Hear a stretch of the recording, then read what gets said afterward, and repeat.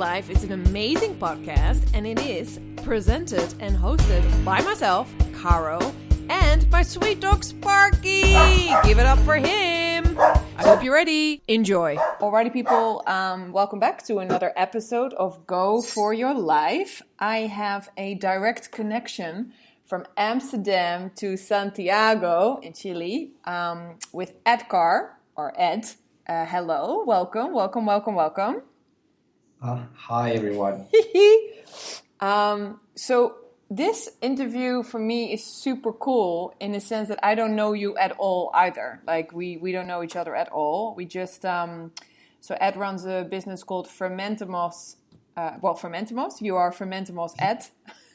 Yes. And we were part of this sort of, world global fermenting festival thing, fermentation festival, and we sort of connected through that, and it was cool because I did a little talk, and I was mentioning a little bit how to live in a country that has really, some cultural grounds, and how these cultural grounds also, have a lot to do with their mentality of the country, and also, I think even like also eating habits and that kind of stuff. And then you send a message like, yes, I know what you're talking about. I have that. Yeah. And so we had this kind of, mutual ground straight away. So it's really cool to speak to you today. Thank you so much for taking time for this episode.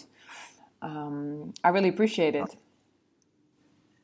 Me too. Thank you. It was really nice to meet someone who really understands how it is to have this kind of food in our really traditional culture, and how hard it is to also having a good relationship with the food, and how to teach people this relationship with the food. Yeah.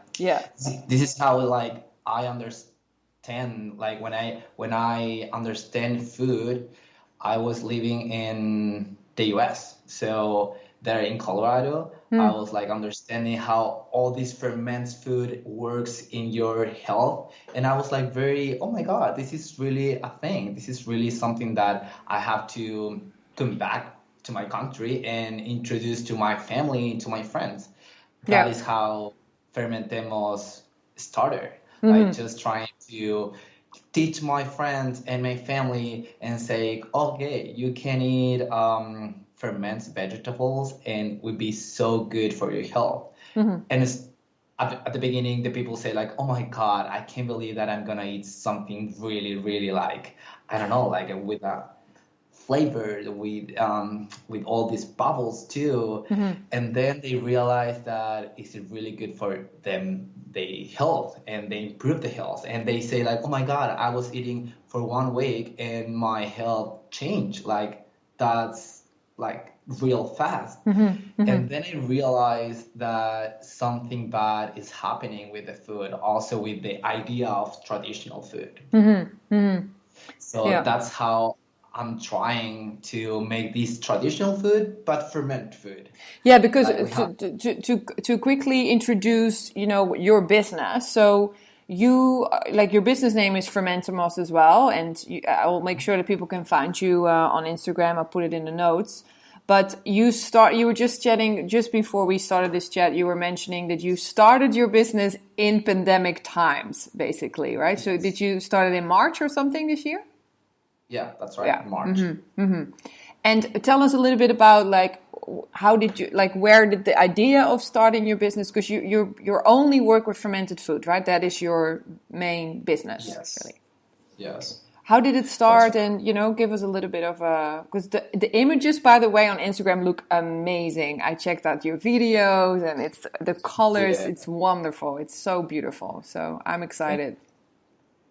Okay, so I started. I was living in the US 2 years ago, and then I come back with this idea. I'm an architect, by the way. So I come back and started to work as an architect, and I was just trying to do my own ferment food because it's so hard to find ferment food here. And then I realized that people, my friends or my family, they like these ferment foods. And so they say, okay, why you don't do like just one pot for me or just one jar for me? And I was like, okay, I can do it, but come on, you have to pay me because the vegetables and all this process. And they say, oh my God, definitely I want to pay you. Hmm. And then when the pandemic situation started, I was like, oh my God, what I'm gonna do like inside my house all the time. And I started to talk with a lot of um, research people, and I follow people on Instagram, and I was like so excited to just do my own ferment foods. Hmm. And I always have this idea of being very creative or being very like the images have to be very, I don't know, like I think food also when you eat food, you all also see the food. Like Hmm. you see the food and then you eat that kind of like idea of food. So I was like trying to, how can I connect people? How can I just being like next to the people and say like, okay, you have to eat this because it's so beautiful. It looks so good. Hmm. And also it is so good for your health. Hmm. Like other situation is tried for the first time. Hmm. That is like the first like I don't know shock when you eat the first ferment food for the Hmm. first time. Oh my God, this is so different. This is so new. But then you realize that you're getting used to that. Hmm. So Hmm. that's how I started. I was just So trying to cool. do amazing pictures because people say like, "Oh my God, this looks so good. I want to buy it." And Hmm. then when they buy it, they say, "Okay, I have to buy it because I mean, I bought it and then I have to eat it because I already bought it." Hmm. So Yeah, it's really now nice. now the business is very cool. People are very like into how they can ferment, and also I'm doing some tutoring, like Hmm. some basic tutoring about how you can ferment your own food. Yeah. So you're And doing like I videos online or something for that ad or? videos online and Hmm. also like tutoring by Zoom Hmm. too. Cool. And then I realized that there is a lot of people here. They trying to have this kind of relationship with the food, trying to Hmm. ferment food, trying to have their own I don't know how to say when you grow your own vegetables in Hmm. your apartment. Even in Santiago, that is a big city, so it's really hard to find like a very good vegetables. Hmm. So, and then when I started to, okay, just doing my research about how can I ferment, then I realized that we have a lot of issues with the vegetables here. We have a lot of policy that they doing a bad vegetables and trying to do a lot of pesticide and a lot of Hmm. things. So that's a lot of stuff that are happening here. Like in countries like Chile, we have very old policies. Hmm. So this is really like it's a real thing. Yeah, it's It is challenging. yes, Hmm. but it also is really cool when you find people that you are in the same idea as Yeah. you, Yeah. Yeah. Yeah. and Yeah. and Yeah. then they celebrate that you're doing something very innovative and very Hmm. new, and they Exactly. like, oh my God, Exactly. they like it. So I Yeah, think that's you're very like a cool. pioneer as well in a sense. Like you're doing something new. You're bringing something refreshing to the people Yes. of Santiago. Yeah, and then you realize that there's a lot of other people in other regions that they doing the same thing. Hmm. And I was like just trying to connect with them and trying to, okay, we can do like some organization to make this food like a real, we are a very small country, Hmm. so we can do something cool about food, about how can we can teach about food. We can like save our food too. Hmm. So I think that's a good thing. And were you Trying to started? Did you start learning yourself about fermenting food and fermentation in America then, when you were living there, or how? When did you learn about fermentation? one of my best friend, she teach me about ferment food for the first time, In that and that I was like in Chile though. in Colorado, Oh, in yes. Colorado. And Okay. then I met people like Kristen, Shockey. They have a lot of books, ferments and different kind of ferments.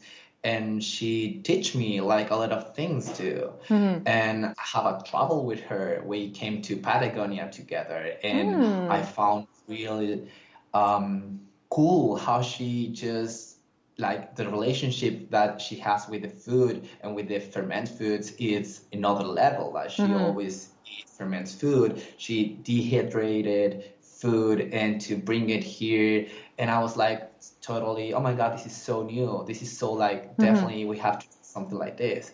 We have to be this relationship with the food with in a nice way. Yeah, you start to, and also what I love about fermentation, I mean, as you know, I make my own vegan cheese, so there's a fermenting process there as well. But I love how you are growing your own food, or you see the process also. You just like, I don't know, there's something, the science of it is also so exciting, you know? Yes, it is exciting. To see It it. is exciting because it is something very, like for me, it's new, but it's very old, like old people and very like, I don't know, like how can I explain this? But Yeah, even the and then techniques.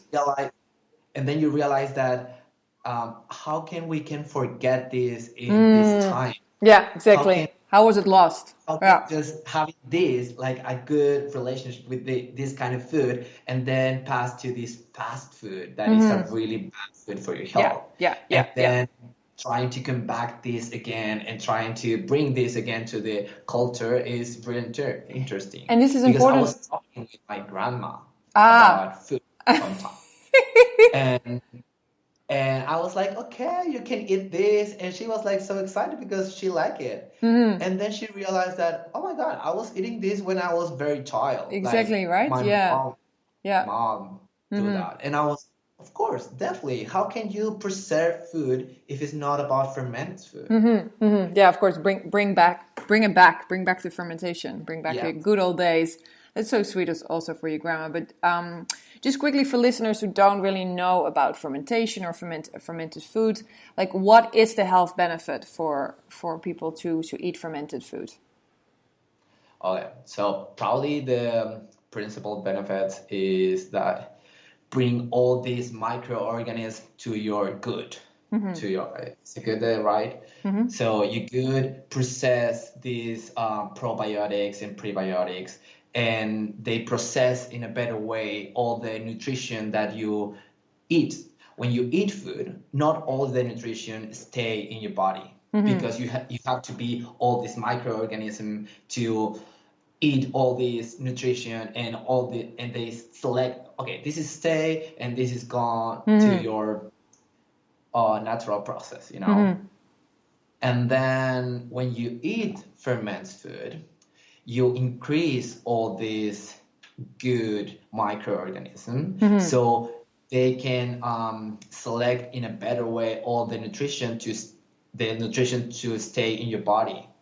So that's a good thing, because you're gonna eat probably an apple, and the 10 nutrition probably you're gonna stay with one vitamin nutrition. But Yeah. if you have a good, you can stay with all the 10. So it's a good thing. Yeah. Yeah, it's definitely, and it's That's the first one. yeah. And other one is good for your anxiety. You know, when you have this kind of anxiety, you need to eat something sweet because your body needs, and you say, like, oh my God, I need a chocolate or something. Yeah. When you eat fermented food, that's anxiety, that's like pH on your body stay very like normal, very like quiet. So you never feel like this kind of, oh my God, I need to eat this because, you know. Yeah.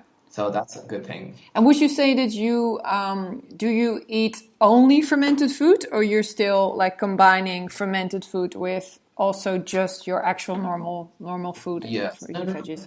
I say like you always have to combine your food. Yeah. You need to, I mean, you can eat all just fermented food, but I think the best way to have a balanced life is always include in your life like all kind of food.